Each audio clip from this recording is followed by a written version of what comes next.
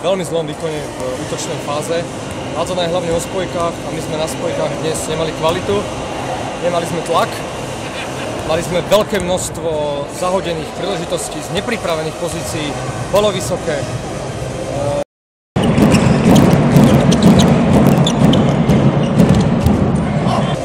Skúšal som točiť pravákov na pravú spojku, skúšali sme to hrať akýmikoľvek spôsobmi, ale jednoducho, keď tá kvalita na spojkách nie je, tak veľmi ťažko možno pomýšľať na lepší výsledok. Samozrejme som veľmi sklamaný, ale svet sa nezrúti, my potrebujeme pracovať ďalej a posúvať sa kročík po kročíku k tomu, čo chceme dosiahnuť.